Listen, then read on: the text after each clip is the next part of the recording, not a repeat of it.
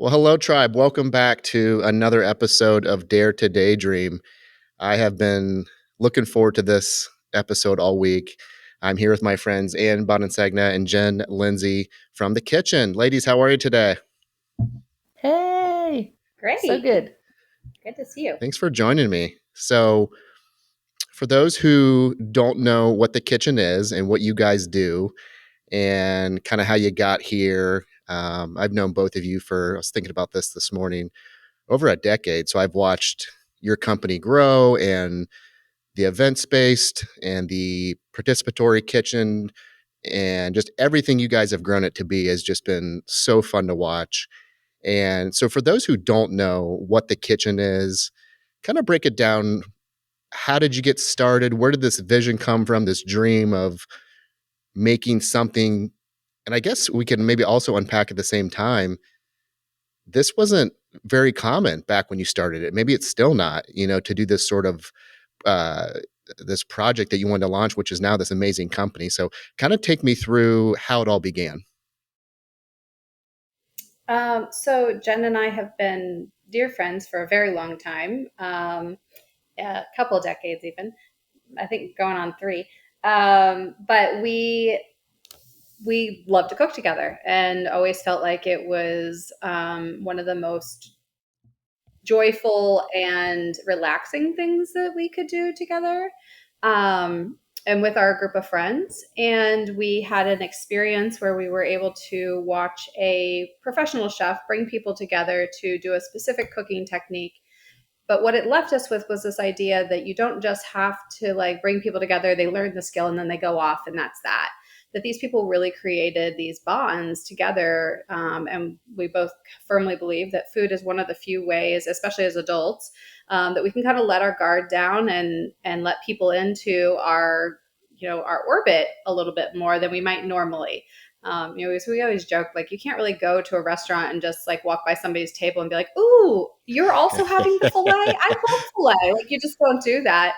And what we wanted to create is a space where, kind of like a playground, you could just walk up to anybody and say, "You want to be my friend?" And that's kind of what the kitchen is. And it's the spirit in which it was born, I guess, is that it was meant to be a place where, especially adults, not that we don't do things for children on occasion, but especially adults could really have an opportunity to develop a bond with other people, whether it's your family or your coworkers or strangers at one of our public events. But there was this opportunity to kind of say, okay, I'm going to like try something different, and I'm going to talk to the person next to me, and I'm going to hear about their grandma's recipe for this that they always loved, which is what brought them in. And, we say that you learn a lot about people's food history, and that's not like, oh, I'm lactose intolerant. It's more like every Sunday we went to my aunt's house and she made, chicken parmesan, and I have such great memories about that. So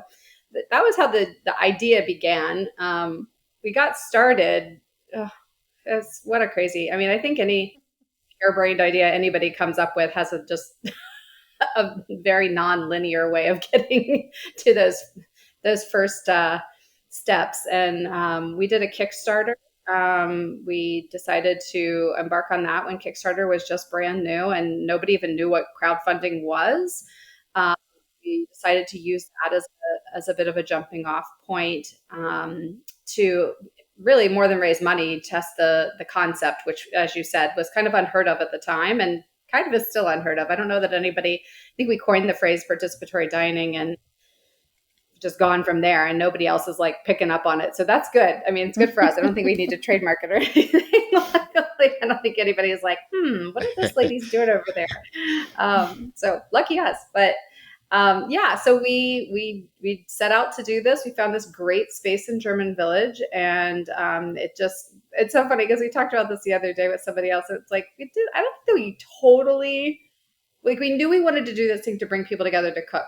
I don't think we knew what else though. And it's this, over 4,000 square foot space. It's like we probably need more things to fill up the calendar and the room and all kinds of things. And so it's been a little bit of a test and learn and develop those what they call that, build the plane as you're flying Yeah. it. Yeah, build the plane as you fly it. Yeah, I think that's definitely been us. But it's worked for us, don't you think, Jen? I think that that's Oh like yeah. been a Yeah, I feel like,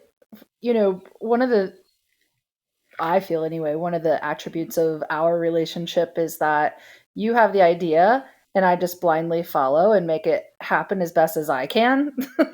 So I think that worked well for us as we were figuring out the plane, because definitely you were designing it, but I think there are a couple of patches on the wings that I'd do, and then we could be like, "Oh, we forgot the tail." Okay, let's circle back to the tail.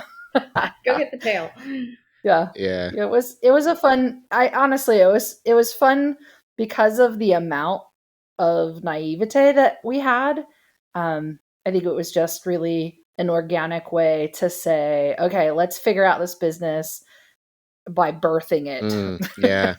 And really, you know, trying to figure out what worked well, and quickly, like, being okay with things that didn't.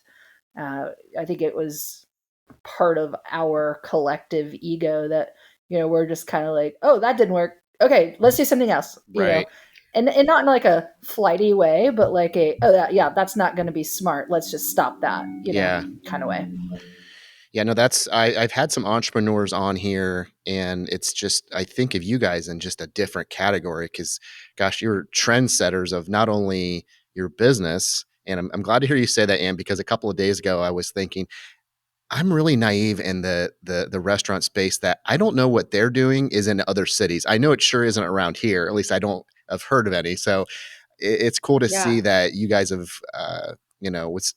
withheld the test of time. But I forgot about the crowdfunding. So you guys were kind of trendsetters with not only this core idea of this business, but also how are we going to get there and the Yeah. crowdfunding. So take me through like that part of it. Did it take longer to launch than you thought it was going to? Jen, it's really cool to hear you say some ideas didn't work and that's okay. Like you guys are able to detach from your egos. And I think that is so crucial with entrepreneurs. And it's a lesson I know I've had to learn. I think we all have the hard way over the years of like force. No, this idea is versus like, pivot, or in your case with the airplane analogy, it's like, okay, let's just, turn a little bit and go this direction. So kind of take me through those first couple of years and hurdles of nope, that didn't work, let's try this. And the crowdfunding, did it take as long as you thought? Did it go faster? Was there just money coming left and right? And Not that. hey, I thought I'd ask. So yeah, what you never know. Put it out there, right? Right. Put it out into the that universe. Who knows what will that's happen? right. We're still open to it. 100%. So yeah, what did those first couple of years kind of look like?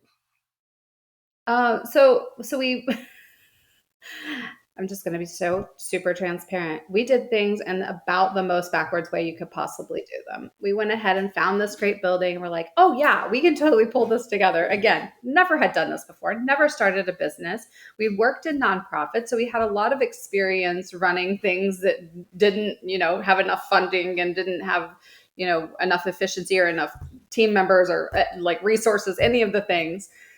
But we had never started a business from the ground up, and certainly had never started one that nobody had any familiarity with. So it wasn't like we were just opening a restaurant or even opening a catering company. We decided to do something no one had ever, like, they couldn't even necessarily wrap their heads around it. And then we decided to use crowdfunding, which again, so while we were doing I think right after our campaign closed, we decided to do 40 days over the holidays, over Christmas. We were trying to raise $40,000, which in retrospect is not a lot of money, as we all know. Like it is, and at the time it felt like a ton of money, but in retrospect, it really wasn't that much money. I'm not even sure it paid for the hood.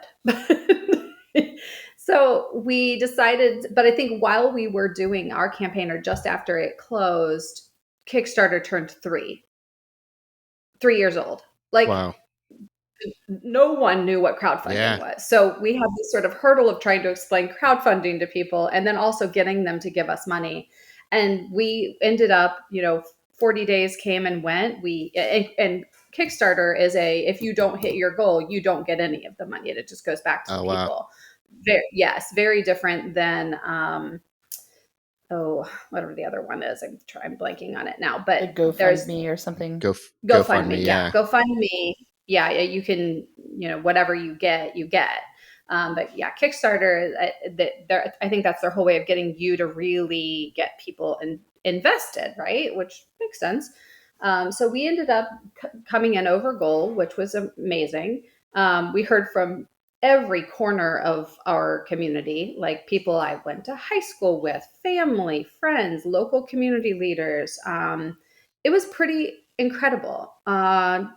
And for us, like I said before, for us, it was really less about the money in the end and more about, if we ask people to give to this thing that we can't even quite describe what we're doing yet, and they do it, okay, all right, we got to keep going. It was sort of like, we always used to joke, like, how do we get ourselves into this? And we're like, we got ourselves into this because we told somebody we were going to do it, and then they kept asking how it was going. It's like, oh, don't put it, Yeah. don't say it out loud unless you plan on following through. We're follow through kind of gals. Like, we're not just going to be like, hey, we're starting a business. And then people ask 6 months later and you're like, oh yeah, just kidding. We aren't really starting a business. Like, once you start saying it, you have to start the business. And so we found ourselves in this position of having to figure out how to get this business together. And we weren't people of a ton of means. Like, we came from pretty modest beginnings and, didn't have families with lots of money. And, those are all big struggles, especially in small business, is to come in, start a business undercapitalized is what they tell you. Never do that.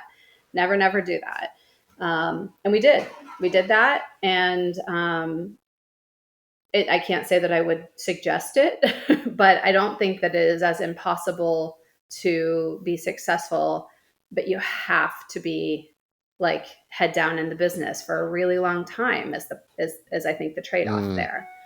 I guess for me too, it was really like hopeful, like, knowing that you don't have to be overly funded as a person and still have a dream, that you can just, try your best to make it work. And I think, a fair amount of luck also is involved, of, just the right things lining up at the right times.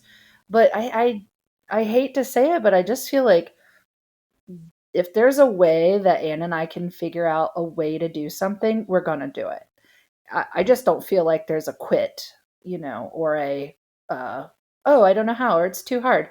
I don't know that we've ever encountered some moment like that.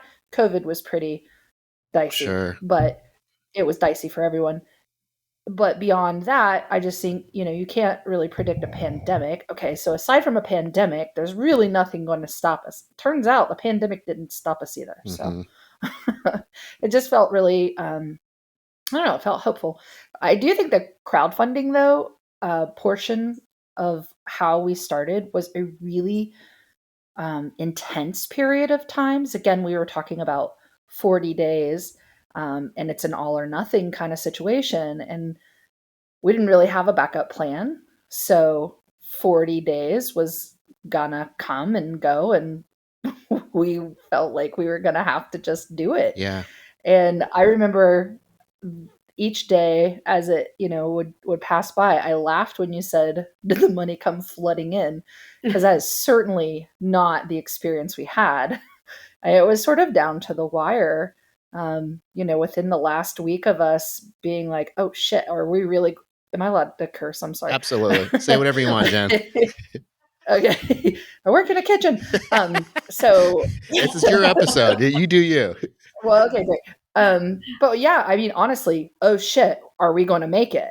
And I just remember sitting in Anne's small little kitchen at the time, and we were just like, oh, we just got 2 more people to donate. Oh my God, we can do it. And the moment that happened was just life changing. It was Yeah. like the first breath that we had taken, that like, okay, that's a hurdle. And it was like the first tangible thing, I Yeah. guess, that felt And such like, a vote okay. of confidence. Sure. Yeah, yeah. That people, I think it gave us confidence in ourselves that we could, figure out whatever had to come next, that people believed in us enough to, give up their their hard-earned cash Mm-hmm. Yeah. to us, to something To that who us. knows, whether it will work out or not. And I think it really did just give us both that sense of like, okay, keep going, you got Sure. this. Well, I want to go back to Anne, what you said, and I heard this, and maybe I read it in a book one time about telling someone. Because if you tell someone, in the words of great Jen, oh shit, right? Like now Yeah. I'm all in. And there's times when I'm gonna start a company or a project or this podcast or whatever, and it's like I don't want to tell that person because if I do, now I'm accountable. So it's probably kind of a Mhm. cool blend of like telling people, and then you said the confidence builder is them showing with their dollars and the crowdfunding their confidence in you. And that builds that Right. self confidence of like, okay, I took the first step and told someone, and now I'm going to have to follow through on it, even though it's scary. So I think that's really Yeah. cool. And I want to double click on something. And I know I said this already, but for listeners out there who are maybe thinking about starting that something that feels scary, like these ladies started again twice with crowdfunding where nobody heard of. There was no GoFundMe. There was no, I don't think we realized back then. And I remember when you started, I was like, oh, that's kind of cool. So you like raise money, to a Yeah. concept no one have heard of. Like, hey, put money in a platform you've never heard of to support this thing that I'm going to try and explain to you in this paragraph that we're trying to start. So, I mean, what a cool, uh, vision, and just, you guys just stuck to it, and which has been Yeah. what now, 11 years? Is that right? 11 years in July. It's been wild and it's transitioned a ton, like it's funny. People ask all the time, they're like, well, what's different? And I'm like, everything, every single thing. The only thing that is consistent is that we still employ, well, actually we now employ people, because when we first opened, we thought we could just do it, the two of us. That was wildly naive, and kind of dumb, but we made it out. But the only thing that's consistent is that we still serve food to people and we still cook with people. Like those are the only things. We do quite a bit more catered events now than we had intended to do.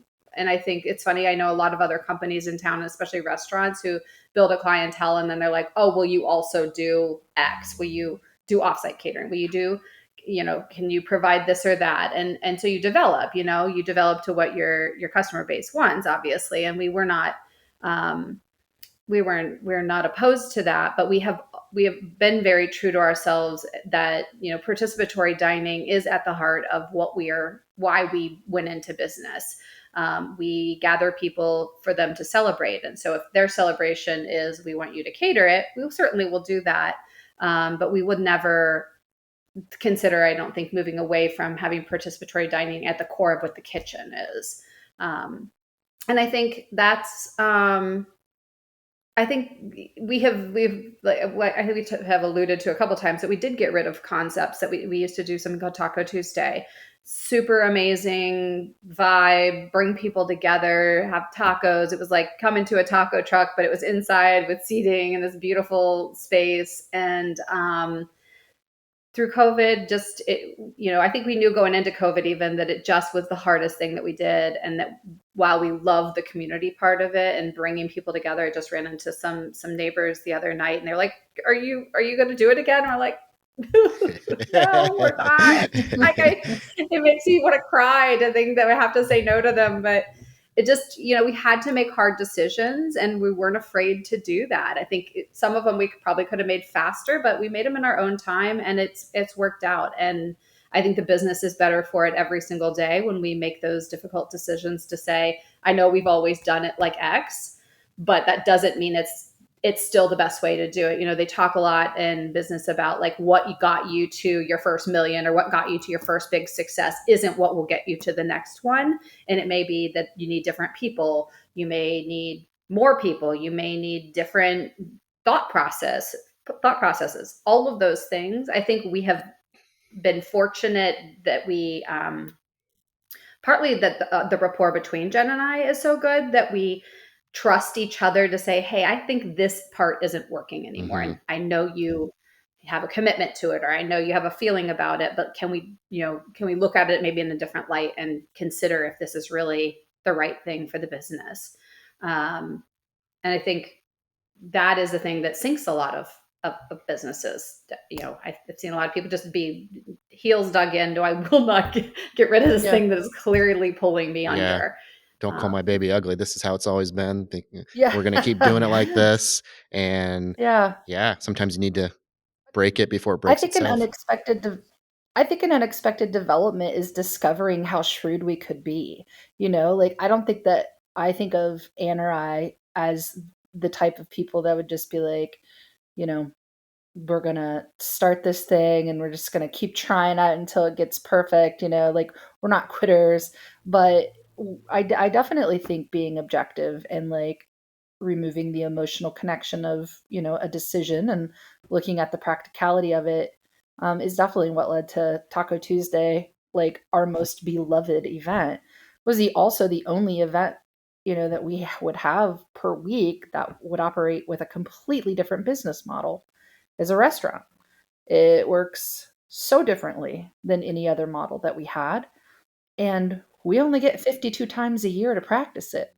And every single Tuesday is a different menu. So it's like opening a business every Tuesday with some witty theme or, a creative way Yeah. to build a menu that you find out mid service just doesn't work. Yeah. So it was a labor of love, but I didn't, it surprised me when we decided to not do it anymore. But we both were just sort of like, yeah, I guess we have to go ahead and call that baby Yeah. ugly.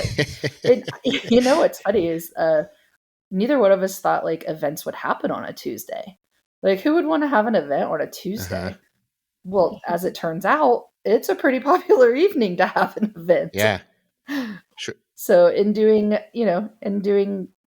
away with Taco Tuesday, we really opened up a whole new line of Mhm. sales Well, and only you 2 know and what's much more best. lucrative. Yeah. Yeah. So, I guess with that said, and you touched on it, you and Jen, and I've seen this from 10,000 feet, watching you grow this business, but you guys do work so well together. Take me through, I guess, kinda 2 questions rolled into one. How important is communication in your business relationship? And how did you decide in those beginning days before you had employees and you were each wearing 32 different hats and you woke up every day and, there was a new fire to put out? Like, how did you, I guess, work and navigate all of those roles, responsibilities, the unknowns in the beginning days before you had employees? And again, how important was communication and still is? I'm Well, like a yeah, crazy I over will say communicator. Like, first and foremost, like I'm committed to Anne's vision. Like she is the visionary of our business. I would say without her, general big dreaming, new scheming, ability, we wouldn't have this business. So, you know, it is what it is when it comes to Anne's visions. I think communicating, she and I both have our unique skill sets, but it's pretty complementary. I think we have some natural strengths that helped us kind of divide and conquer, as it was. Um, Not to say that she's not skilled in the back of the house area, it was just a different delineation of tasks. So I took that one, and she did more front of the house stuff and some of the like less glamorous things like taxes and all of that, businessy stuff that like without her, just I fear what would have happened.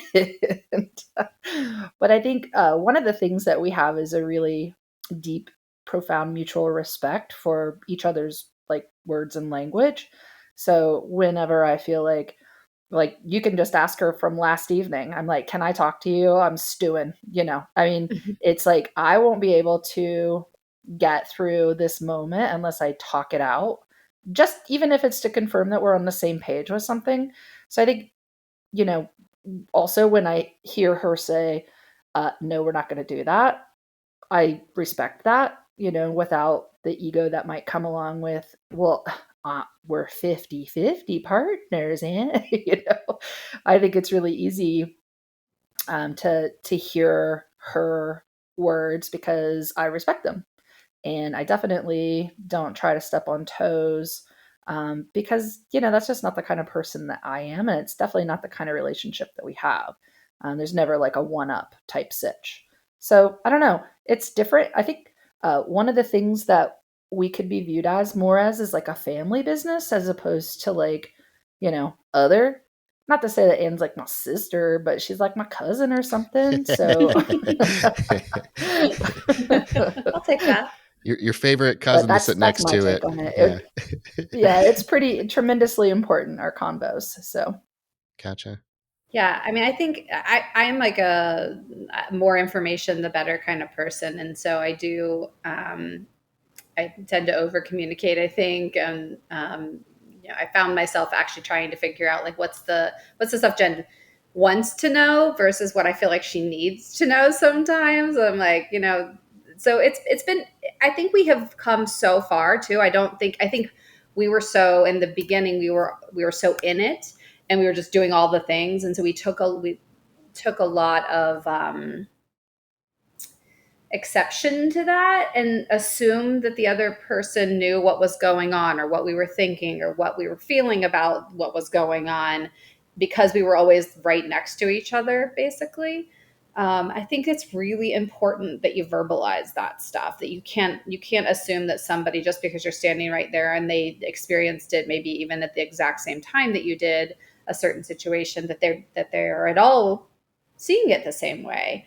Jen and I are exceptionally different people, and I think that is our strength. I think it's occasionally makes it hard to like just get the other person's. I think it used to. I think it doesn't as much anymore. I think we finally are like, oh yeah, that's how she's gonna think about that. And 99% of the time, we can predict what the other person's gonna say or do. But I think it verbalizing things and actually communicating intentionally is so super important.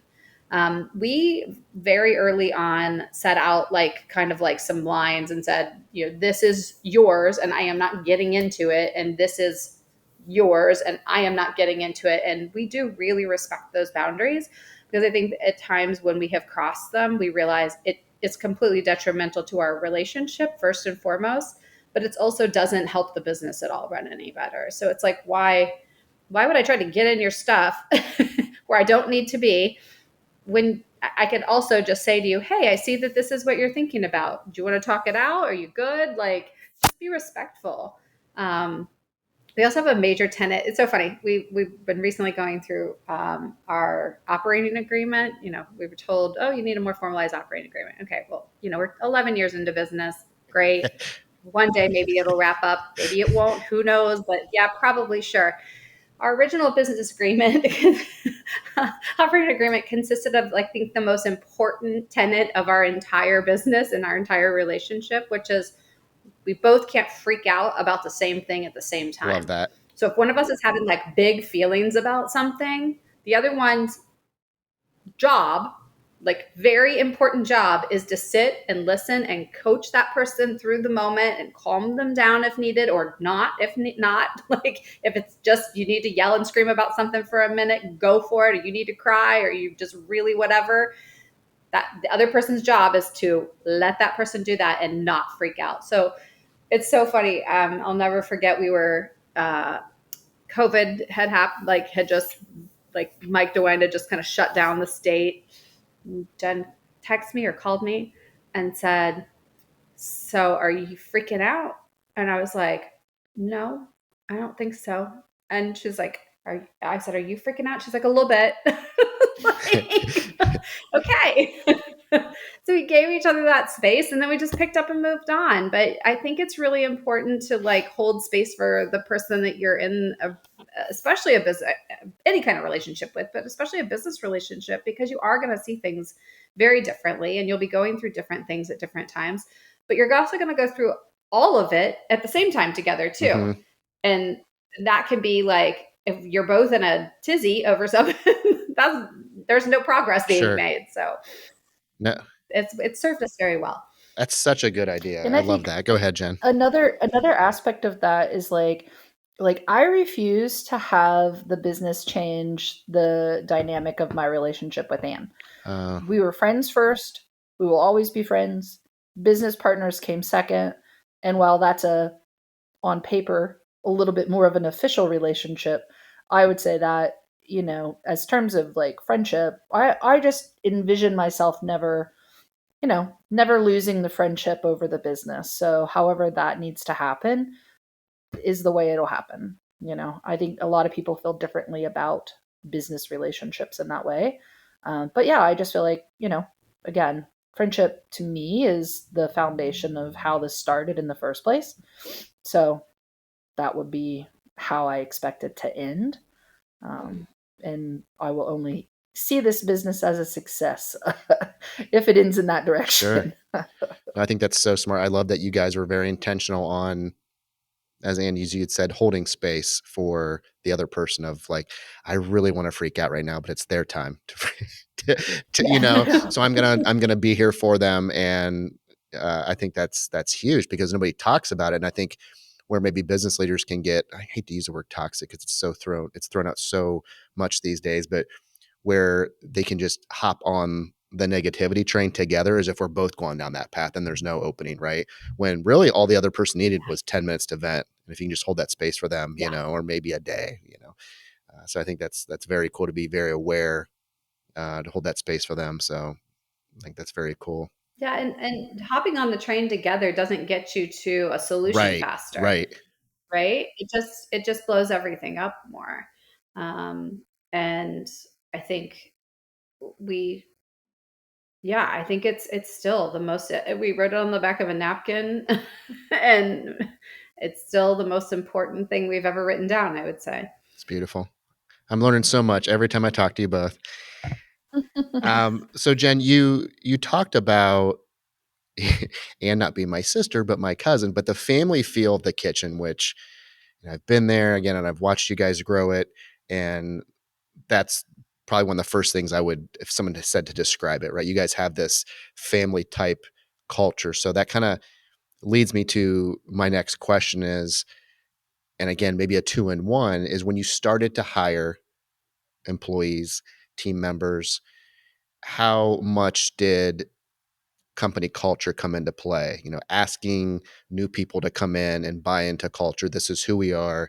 Jen, you mentioned, Anne's my friend and business partner more than anything else, and then everything else kind of falls below that. So it's like the culture of like who we are is what I think of when I think of you ladies in the kitchen, and what it embodies. So how much do you pay attention and talk about company culture, and how important is it with whoever walks through those doors to join your team? I feel like our core values are at the root of our company culture.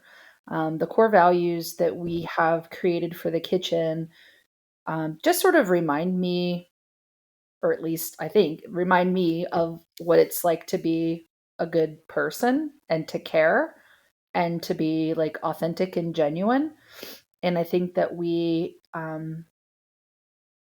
actually seek out and hire to those core values. I think we do a lot to support our team with not just sort of talking the talk, but like walking the walk when it comes to core value representation.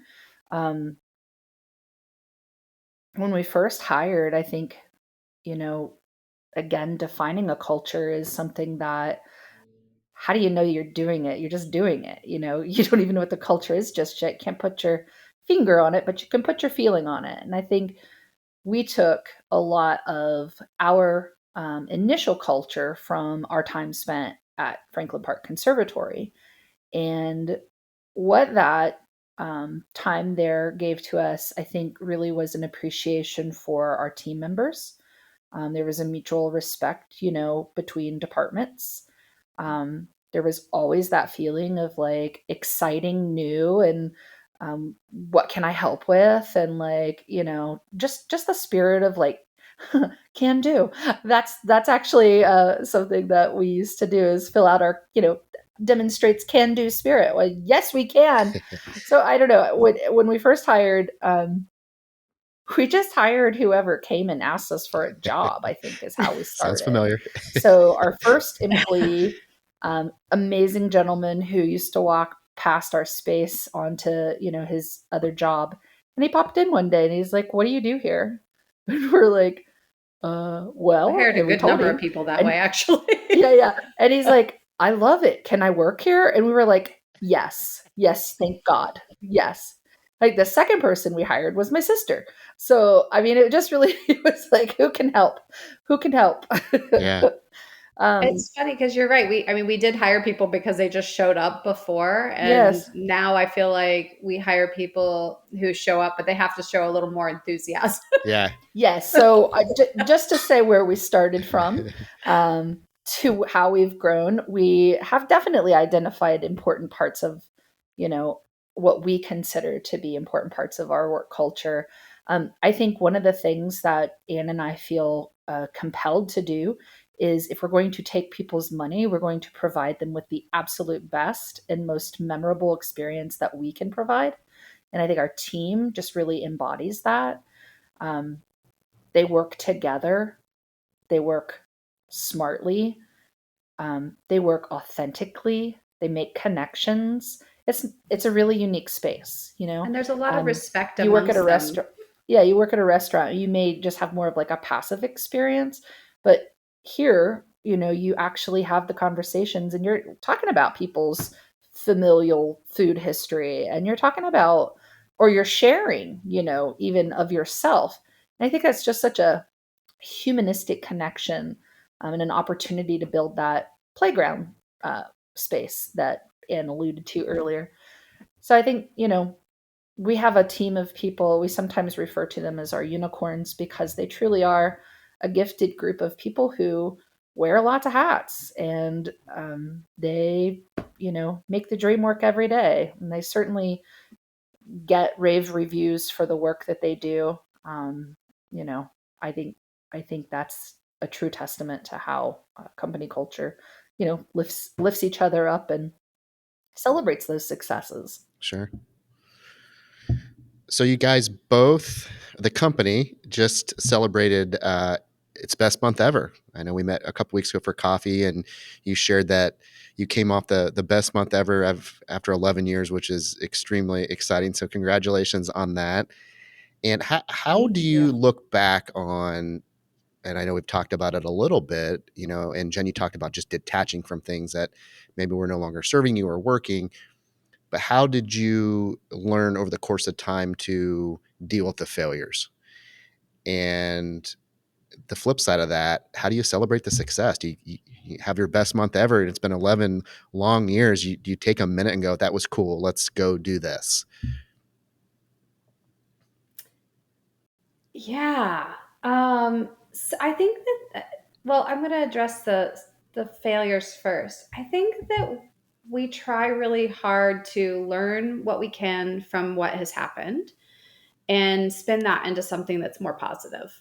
And maybe that's a little bit of avoidance and deflection, but I don't think so. I think the goal is to say, okay, we're also in a really subjective business to some extent. Like, not everyone is going, we're not going to be for everyone. I'm always shocked when we get reviews that are so crazy, overwhelmingly positive, and we get loads of them. Our team right now is getting better reviews than they ever did when Jen and I were like operating in the positions that they're all doing now, which makes me insanely proud. It makes me feel like we're talking about from a culture and environment standpoint, we've got the right place. These people are bringing their A game when they come in. They're enthusiastic. One of our company values is love the event, which to us means come in loving the job that you're there to do. You're at a party. Like, if you can't come in and be excited for the job you have here at this business, then you're in the wrong place, because it's a party. And if you don't like parties, I don't know, go dig ditches or something, but this isn't probably the place for you. And that's fine, but maybe reevaluate. Um, but I think on the occasion when somebody is not thrilled or doesn't have a good experience, which to me, that would be, I think that to me is what failure is when we get people who, not failure, but failures, is when people aren't happy. I mean, I'm Hmm. surely there's other things that when we consider failures, but to me, that's the worst part, is like if somebody's not happy with the experience they had with us. And and so to be able to say, okay, well, what out of this could we change? And to really spend a minute and say, not just like, well, that they weren't happy. And again, we can't be everything to everyone, but what can we take out of this situation and say, we probably could have done that better. We probably could have had a simpler Mm-hmm. recipe, or we could have had some, we could have greeted people differently, whatever the Mm-hmm. thing is. But to really have the team take a second and sit in that and say, okay, did we do our very best, or were we, maybe a little off this day, and just figure out a strategy for the next time. And I think we try really hard also to figure it out and move on. Don't come back to it. Don't keep like beating people up about it. Just really learn what we can learn and move on. Successes, I don't know that we're as good at, which is so funny to me, because I think that we're in a business that is there to celebrate, but we're so busy celebrating the stuff that, the, the, the business that we have, that we don't always have enough forethought to stop and celebrate the successes that we have had. And so I think that's something that we could probably take a cue from ourselves. Yeah. Yeah, we're always out there. You should celebrate. You should be celebrating something, and you should be celebrating something. And I don't know that we're as good at that. I don't know. Maybe you feel differently, Jen. No, I feel exactly the same. I was thinking, like, how will we celebrate the biggest month? And my thought is like, I guess we just have to start drinking more champagne. I don't know. That would be the Okay, well, I'm way. down with that. Yeah, I mean, let's just have more champagne. And, we can. So that's the beauty of having a liquor license, isn't it? Um, no, I think it's funny that you say like failures, because when I think about failures, like what have we failed at? I think it's really important the words that you Mm, choose to define what you think a failure is. I just think it's really important to like showcase an opportunity. So it's an opportunity to learn something that maybe didn't go mm-hmm. right, and an opportunity to do better in the future. And so when I try to like think back about like failures, I just don't know that we've used those Mm-hmm. words. Yeah. Um, we have It's funny because I certainly was like, I'm not sure failed. we I failed at won't say anything. that. There but and I'm not like delusional about that. I know there's definitely times when we've missed the mark on something, and I just think we take ownership. We definitely own up to our failings, but we really view it differently. We just view that as a great learning tool, and we will certainly apply that to the Mm-hmm. future. The Successes, I think it's hard too, is like we are the kind of people that strive for perfection and you know what it means for us to be perfect. And I think it's hard to celebrate when you are striving for a level of like, I don't know, this perfection. mm-hmm. Because you kind of always like see the stuff you didn't do also in conjunction with the thing you just did. So I think that's a really good reminder for us to sort of maybe take a wider lens approach and make sure that we're putting a little bit more emphasis on the achievements than just trudging along to get to Mm-hmm. perfection, I guess. Yeah. We do a projection of like what our goals are for the year, and at the end of the year is when I think we celebrate because that's when Yeah. we decide that the goal was Yeah, met. Well, we have 12 months that we could celebrate, sure. so You're professional celebrators, really, right? Celebrating yeah, yeah. at each Yeah. event. And no, I like that, Jen, because I think Yeah, that defines our, you know, really in our subconscious of like how we view something, right? Of like, oh, I can't believe I messed up versus like, no, it was a learning experience because that's where the success is, right? That's where the growth is. It's not in, oh, we won again yeah, today. We won again today. We're not going to grow that way. And, the great Bob Ross, right? The happy little accidents. And yeah. Yeah. so, And sometimes they're petrifying. There have been times when both myself and or Anne have been on the floor of that kitchen yeah, in a puddle of sad because something happened. And we just get up and do it again sure. tomorrow. I want to go back to the beginning, and you talked about. I love that. It would be kind of cool to walk through a restaurant and be like, "Oh, how is that to a stranger? How's the fillet?" And poke at someone's food and maybe grab their spoon and take a bite of their mashed Can potatoes. I? Yeah, right, Can eat that? right. Until we can maybe do that in society. Um, One thing I've noticed from watching you guys and this concept that you've built. And I guess my question to you is kind of stepping back, and you probably do this now that you have, and you've mentioned it's kind of cool to see the team members run it better than you did. Or that's one of the most, I think, defining moments of success for small business owners is be like, I actually took this hat off, gave it to someone else, and they're better at than me. Ego's down. What a cool feeling, right? So with that said, when you look at what you've built, how important is food and entertaining as part of the human connection? Oh, it, I mean, honestly, I think that it's probably the number one most important thing. Mm-hmm. You know, everything good in our culture has some sort of connection with another human and often food involved in it.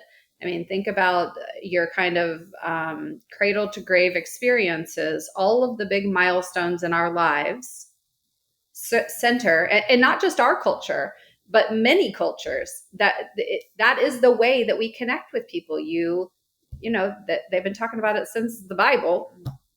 Break bread. You break bread with people. This is how you get on the same page with them. You sit down, you share a meal, you get to understand somebody better.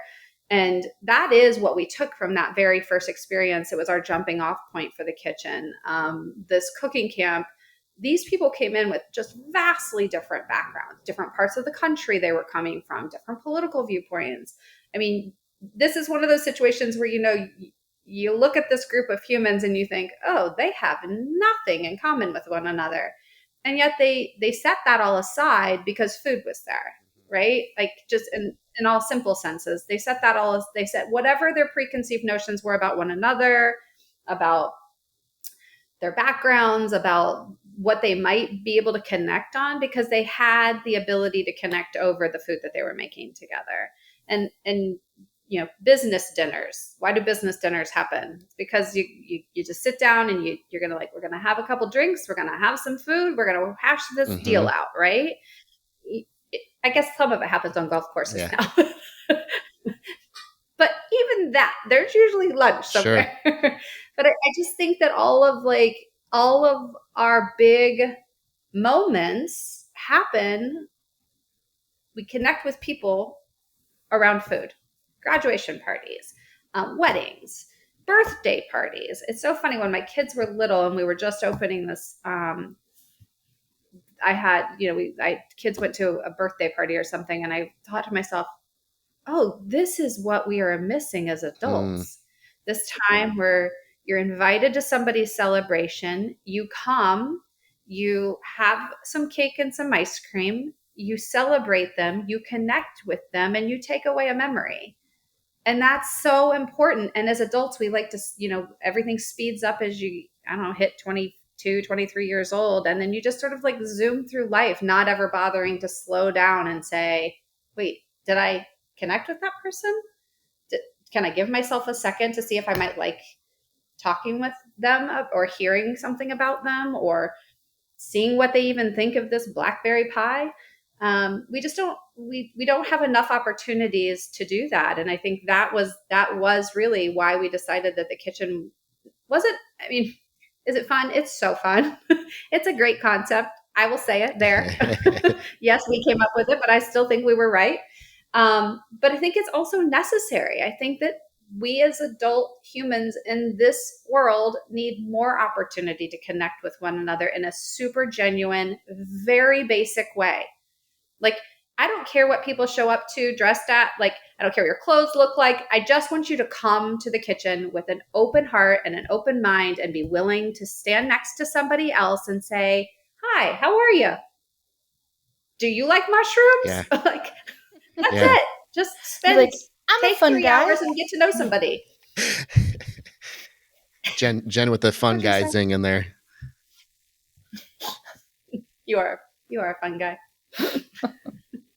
I just think it's something that you notice, like human connection, because it's so rare and so, different, and the opportunity to like really connect is so few and far between, that when you see it happening, it kind of like clubs you over the head and like, oh, this is what we're supposed to Mm, be doing together. yeah.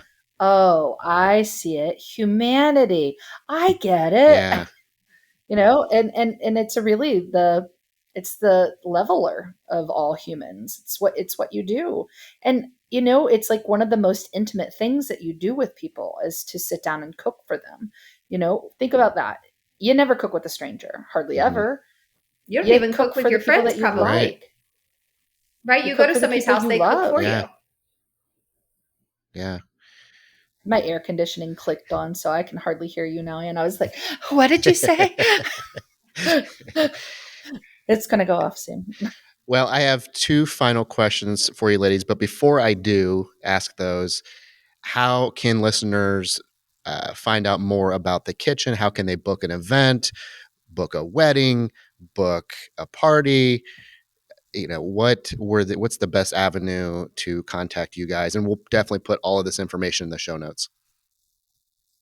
Our website is thekitchencolumbus.com, and our phone number is 614-225-8940. And I will let you all in on a little unknown that we're like moments away from launching a new website, which has been 10, 11 years in the making. Not in the making, but it's time. And we're really excited about it. So soon you will go to thekitchencolumbus.com and there will be a brand new website there. But until then, you can get all the information about all the different kinds of events, and there's lots of opportunities to contact us through the website. That's beautiful. If I will put the Instagram uh, in the Instagram account in the show notes. But if you guys have interest in booking a wedding or an event there, check out some of the pictures because you guys do just an amazing job. And of course, the participatory events are second to none. And this is June, so I assume we should probably start getting stuff booked for the holidays already. You guys are probably that far out, and maybe you already have some stuff full. So, my final two questions for you. Great holiday party. Yes, my final two questions for you, ladies. The first one is, what's one thing you've learned about yourself as you've gone through this experience?